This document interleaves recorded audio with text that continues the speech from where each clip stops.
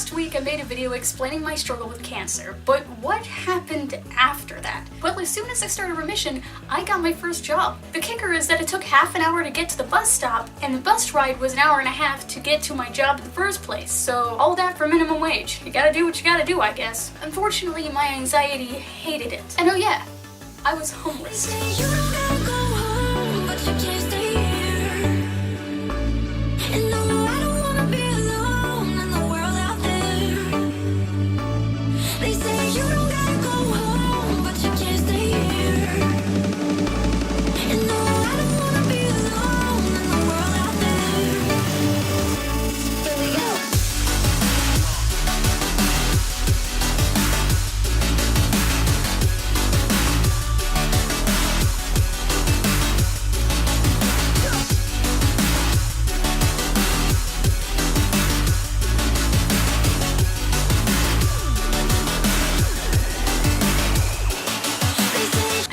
Stitch for this video because his theme is sort of like finding a home, and it fit for this video. The story starts my dad moved to a new house, and because I just turned 18, he gave me a choice and said I could go with him or I could try to live with my friends and stay in town. So because I was stupid, I decided to stay with my friends, which meant my dad was going to be an hour away and I was officially an adult. Except once again, I just started remission after having cancer. I ended up living with one of my best friends and her family, and yes, that includes her parents. I do this a lot in this story, so I can tell you, don't do this. Their parents parent you, it's weird, just don't. They gave me a year to save up so I could find a place of my own. But because I had all of these medical bills from having cancer before, I got into this horrible spending habit of trying to pay off these bills and using my paycheck immediately after I got it. So I never learned how to save up money, and before I knew it, that year was over. They say you don't gotta go home, but you can't stay here. And no, I don't wanna be alone in the world out there. They say you don't gotta go home, but you can't stay here. And no, I don't wanna be alone in the world out there. You don't gotta go home, but you can't stay here. And no, I don't wanna be alone in the world out there. They say you don't gotta go home, but you can't stay here. And no, I don't wanna be alone in the world out there. Luckily, by that point, I had already started a second job. I was getting a whopping $1.50 more than I was before. And that job is where I met my ex-girlfriend. Yes, I'm finally admitting it, okay? I'm gay!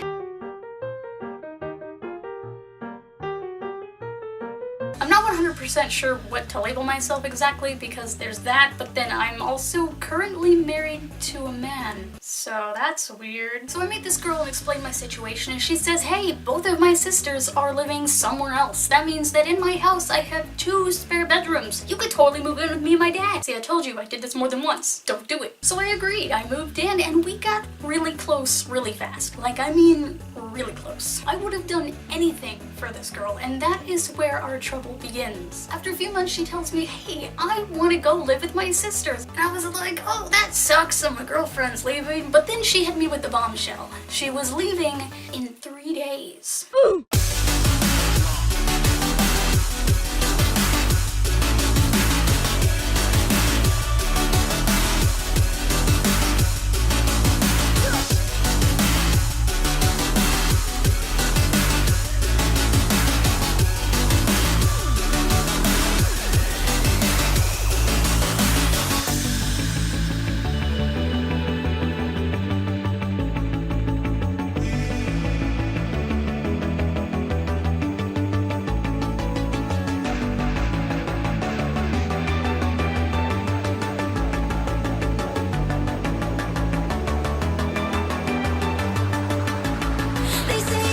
Figure out once again where I was going to live. I talked to my dad and he and I discussed maybe possibly living with my brother who is in Texas. Now, I grew up in Texas, so of course any chance to get to go to Texas, I'm gonna take that. So I went on this huge elaborate road trip with a couple of my friends to Texas and ended up staying with my brother.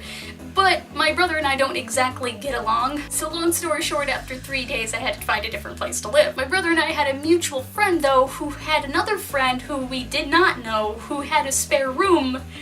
and invited me to live with her. Which does mean yes, I was living with strangers. Once again.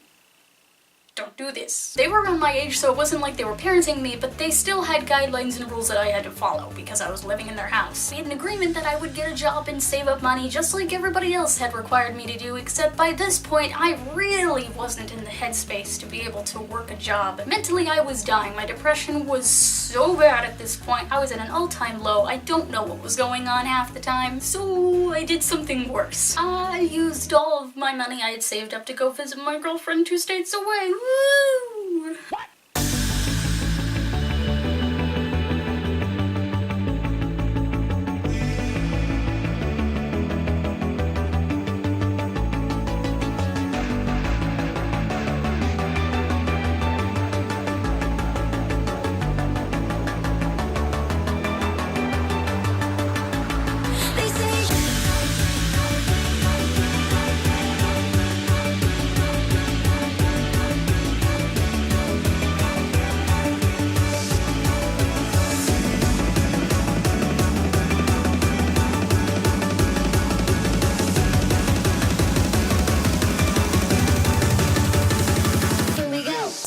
Heard some things and got really worried. They came and got me and took me back, and that was a big dramatic thing in of itself. My girlfriend at that point was now my ex. Now I was in an even worse headspace and was really not in a condition to work, which is not what I agreed to when I moved in with these people. Finally decided that it was probably best if I just went back home, so I did. And that upset a lot of people. I lost a lot of friends and family, and it was dramatic. But I knew that I needed to. I knew that that was the right thing, and I shouldn't have left in the first place. I finally ended up with my dad in that tiny town after trying to avoid it for 2 years straight. He wanted me to be responsible with my money, so once again he gave me a year to save up and get out. But that wasn't enough time for me to fix my stupid spending habits. So when the year was finally up, I was faced with the new challenge of yet again finding a place to live. I didn't know where to go and I didn't want to live in a car, so I got married.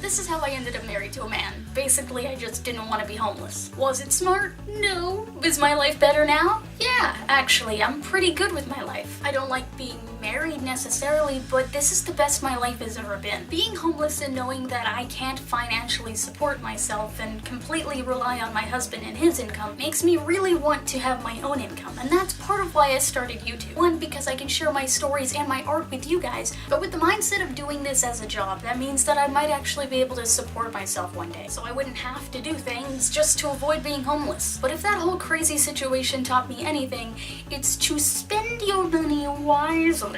And don't chase your girlfriend across the country. And also don't get married just to avoid being homeless. The one thing I know for certain is that no matter how many decisions I made that were stupid and put me in really horrible situations, or how many people I lost through that whole thing, I was never truly alone. I'm a Christian for a reason, and God is the one thing that's always made me feel like I've been accepted. He might not like everything that we do, but he will never, ever, ever stop loving us.